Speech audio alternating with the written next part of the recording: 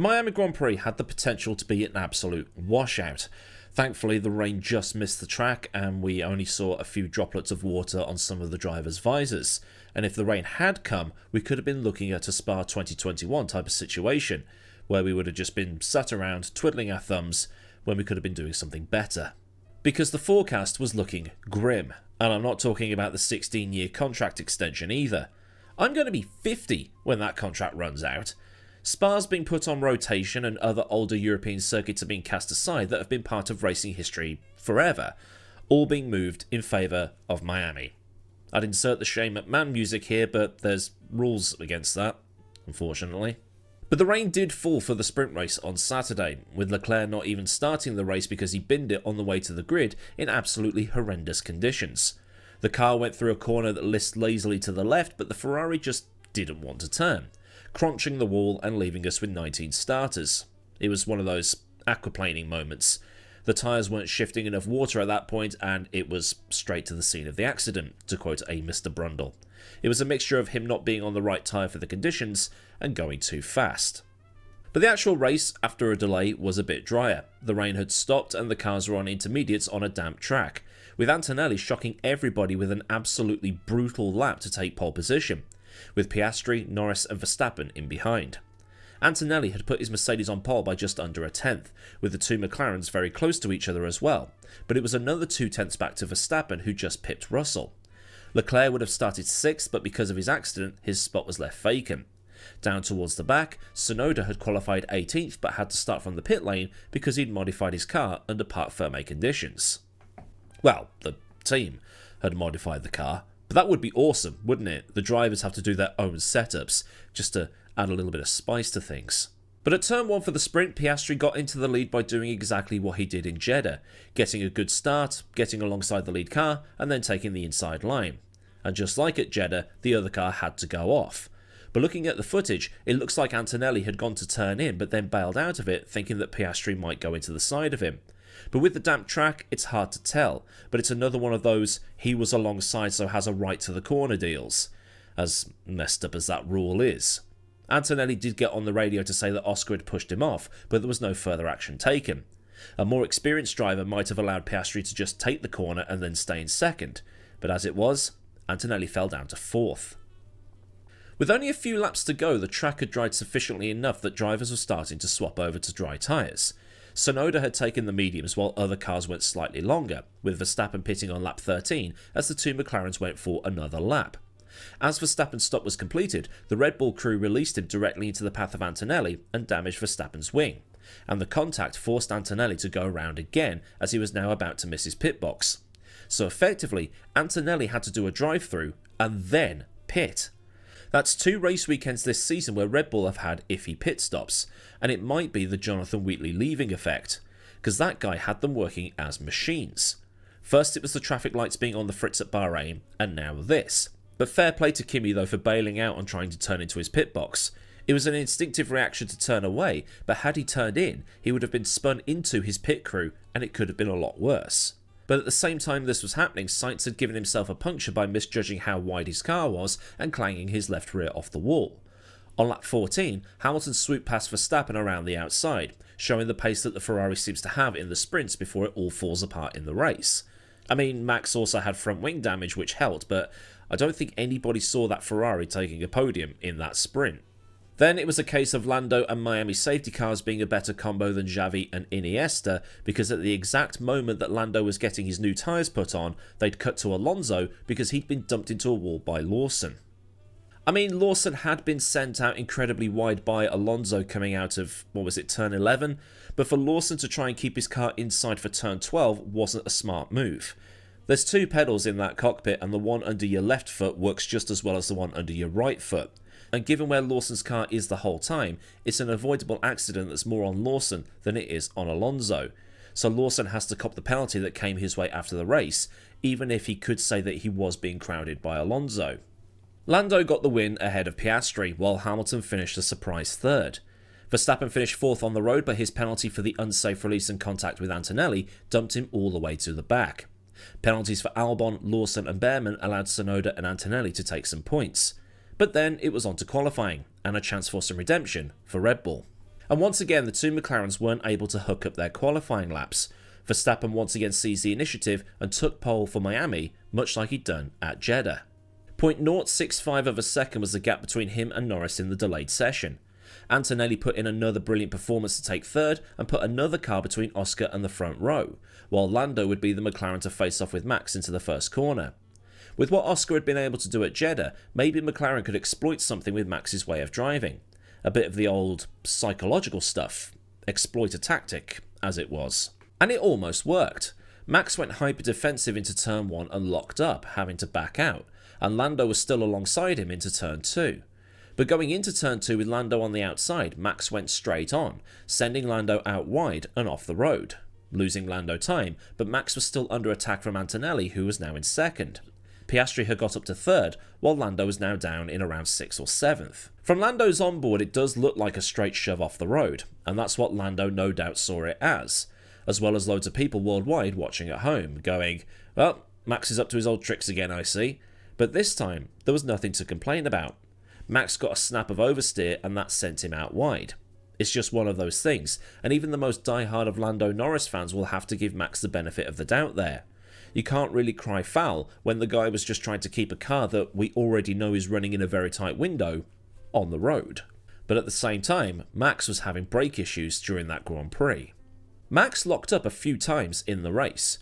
He almost drove into the back of Lando when Lando got by with a puff of white smoke coming from his tyres, and he locked up at the start as well.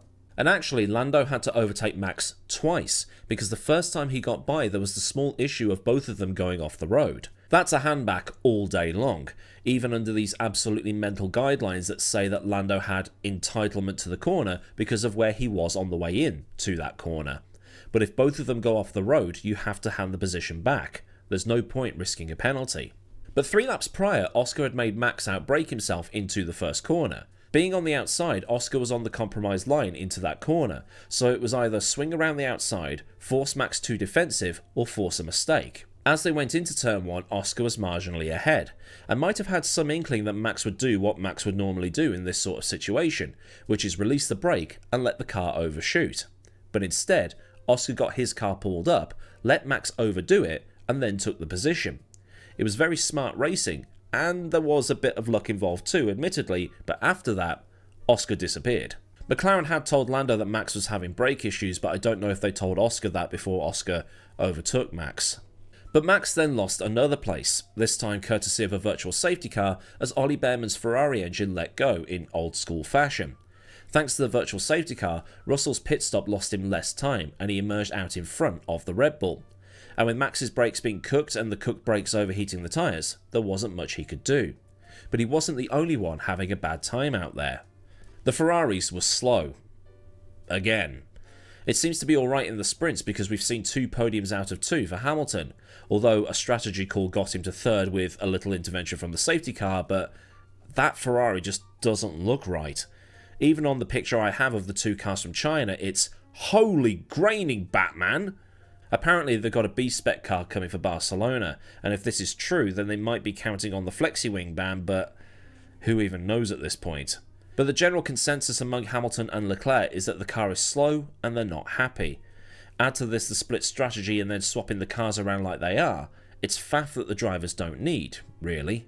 One commentist on the internet suggests that if Ferrari was going to do a split strategy, then they should have agreed prior to the race that Hamilton should have been let by as soon as he was in DRS of Charles, and maybe he'd have been able to have a crack at Antonelli. That fight would have slowed Antonelli sufficiently enough to allow Charles to then have a crack, but it is what it is. Could that have worked? I don't know. I don't really know much about strategies. It's probably my weakest thing when it comes to doing this sort of stuff, and maybe I should learn and then do a video on undercuts, overcuts, and how teams did refueling back in the day. But that said, another comment suggests that Ferrari swapping cars about cost Leclerc more than Hamilton, because Hamilton was quicker for a couple of laps because of his medium tyres. But then Leclerc came back into it as his tyres were going to last longer and have more performance for longer.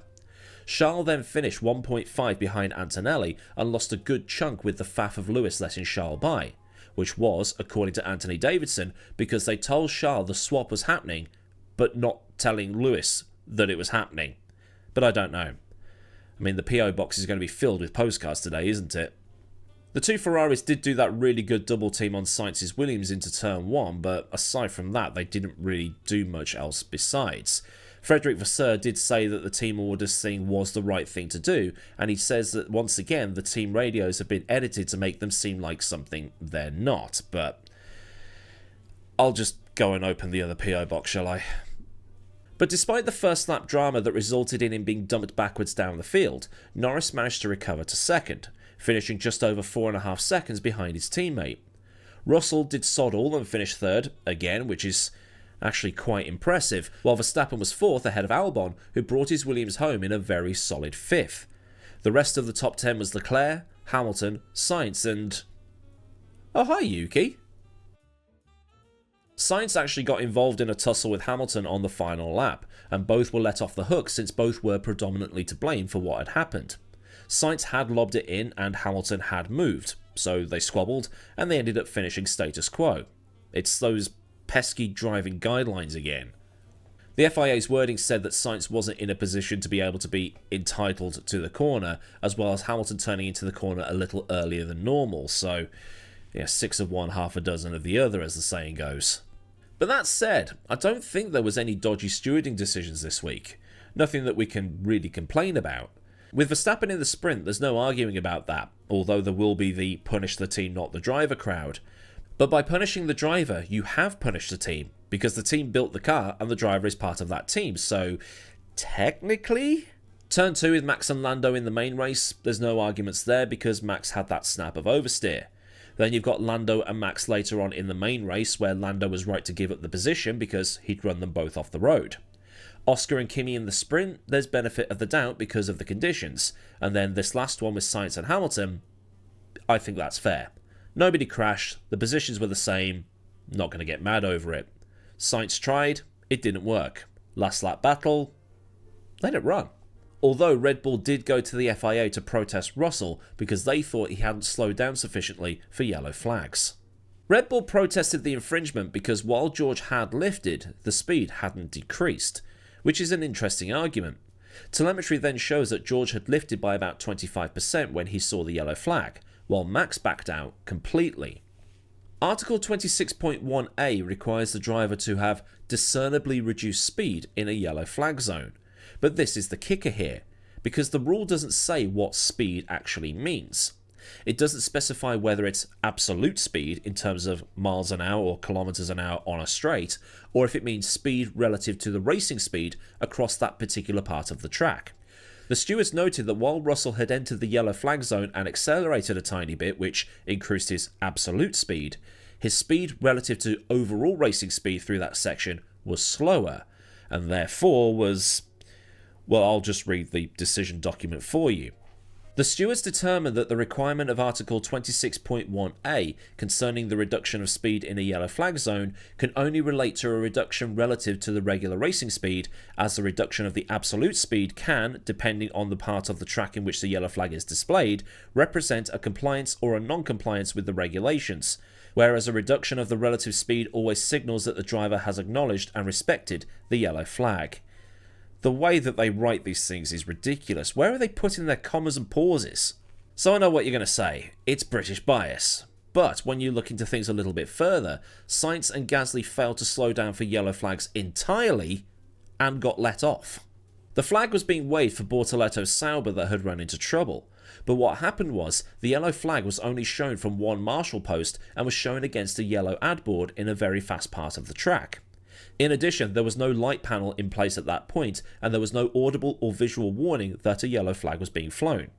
From the driver's perspective, that flag was hidden, and there was no way they could have actually seen that flag, because it was the only one there and was hidden, so they wouldn't have known whether to slow down or not. They did get a warning for it though, but that's more of an official thing. It sounds a bit like Lando not slowing down for the yellow that shouldn't have been flown at all at Qatar, but everybody else had slowed down for that yellow.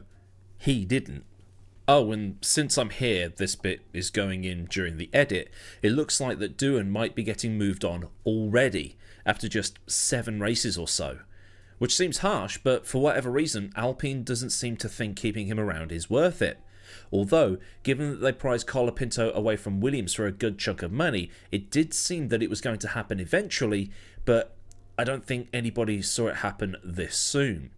Rumours are that Franco's sponsors were a little delayed in making their payments and that might be fixed, but at the same time, Doohan's been getting battered by Gasly and making mistakes. Okay, that's expected of a rookie, but when Hadjar has been doing okay and Antonelli has got a sprint pole to his name, it looks like Doohan isn't getting the same leeway. Doohan's been doing okay. Not amazing, but okay. And alright, that smash at Suzuka was suboptimal, trying to attempt something that he'd been doing in the controlled environment of the simulator, but he's currently 19th in the standings on 0 points, ahead of only Bortoletto. But if we get more info in the interim, I could do a follow-up video later on down the line. But McLaren does seem to be back to normal running after a couple of iffy races for Lando. But in this instance, Lando was back to the front of the grid but lost out in a massive way with the first lap chaos. After that though, he did get his elbows out and muscled his way back up to second. But after the race, he wasn't too happy with Verstappen's driving, saying that the way he races is move or we crash. But at the same time, Oscar managed to big brain his way past into turn 1 and go on to win, despite admitting that he didn't have the pace in the second portion of the Grand Prix. But Lando is still lacking that extra 1 or 2% that he needs. Oscar is definitely the driver that's getting things done, and Oscar has worked out a way to race Max and get past him, doing so 2 races in a row to get the lead. Lando was trying the same stuff he'd always done and getting the short end of the stick. His battle in this race was with Oscar, not Max, and that's probably going to be an issue for him later on down the line. As it is, Oscar now has more wins than Lando does. But the McLaren win yesterday was by far their most dominant. It should also be noted that this was in some of the hottest conditions so far this year. The McLarens were much easier on their tyres than everybody else, and Piastri was able to use this to bomb off into the lead, lapping about a second a lap faster than everybody else for a time, and had an 8-second lead from Max before Lando overtook him. We're still a long way from being done for the season, and we can't call Oscar champion just yet, but Oscar was 4th on the grid and ended the first lap ahead of Lando. Even when Oscar is off it, Lando still ends up behind him. Lando tried too hard on the first lap and ended up second best at the end. But like I said, I'm going to need to open a second PO box for all the postcards that I'm going to receive on this video. But when I say answers on a postcard, I mean do leave your opinions down in the comments and get a discussion going. I'd like to know as well if you think they should change this ahead at the Apex rule, because what we're seeing more of now is more dive bombing and more forcing right up to the edge of what is allowed. Is that hard racing and should be allowed, or should they rein it in a tiny bit because it might start to look silly as they try to carry on pushing the envelope? But, you know, like I say, leave a comment down in the comment section and get a discussion going. So then, a look at the talking points from the Miami Grand Prix and some opinions on said talking points. If this thing has made you think things about the thing, then like this thing so I know I did a good job. And for more things like this from the channel, get the subscribe button thing clicked and ring the bell thing so you never miss out on any thing that I do around here. Massive thanks as ever go out to the rad lads at Patreon for the continued support, and if you want to help contribute to the image purchases or otherwise keep the lights on, then there's a link to Patreon in the description, along with links to Discord, socials, affiliates if you want to buy that Mercedes Acid Trip shirt they were wearing on Sunday, and other bits and pieces that you might want or need to know. Or there's super thanks for a one and done donation, and memberships so you can do Patreon without the Patreon. So until next time, I've been Aidan, have a great day wherever you are, and goodbye.